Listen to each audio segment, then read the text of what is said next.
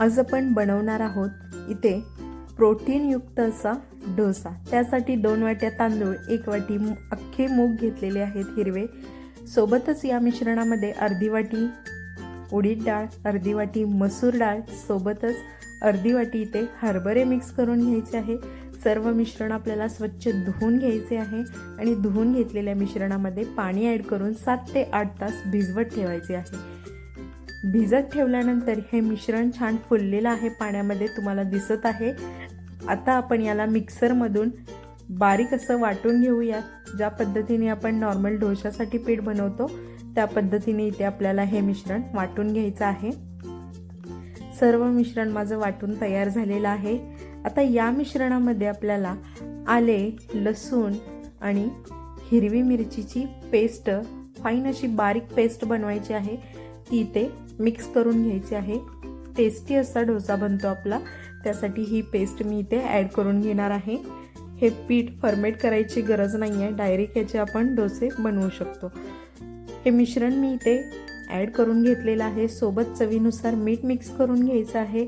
मिश्रण सर्व एकत्रित झाल्यानंतर डोसा पॅनवरती हे मिश्रण अगदी आपण डोसे बनवतो त्या पद्धतीने स्प्रेड करून घ्यायचं आहे। इथे आता या डोसा पॅनला मी सर्वत्र तेलाने असे कोट करून घेतलेले आहे आणि आता याचे मी छोटे छोटे असे डोसे बनवून घेणार आहे। रेसिपी तुम्ही नक्की ट्राय करा। व्हिडिओ पाहत असाल तर व्हिडिओला लाईक करा, शेअर करा, चॅनेलला सबस्क्राईब करायला मात्र अजिबात विसरू नका। प्लीज चॅनेलला नक्की सबस्क्राईब करा। अशा पद्धतीने थोडासा वाकडा तिकडा पद्धतीने माझा डोसा बनलेला आहे, पण चवीला अत्यंत चविष्ट असा हा डोसा तयार होतो। बरोबर या डोशातून आपल्याला भरपूर प्रमाणात प्रोटीन्स मिळतात। त्यामुळे डाळ आणि तांदळाचा डोसा बनवण्यापेक्षा अशा पद्धतीने डोसा आठवड्यातून एकदा तुम्ही नक्कीच ट्राय करू शकता। छान असा क्रिस्पी होईपर्यंत आता हा डोसा आपल्याला दोन्ही बाजूने भाजून घ्यायचा आहे। एकाही बाजूने हा डोसा आपल्याला भाजून घेतला तरीही चालू शकतो।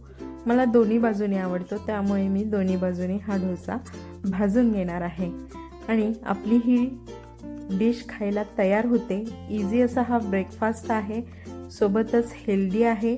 तुम्ही इथं पाहत असाल हा डोसा आपला छान असा क्रिस्पी तांबूस असा रंगाचा दिसत आहे।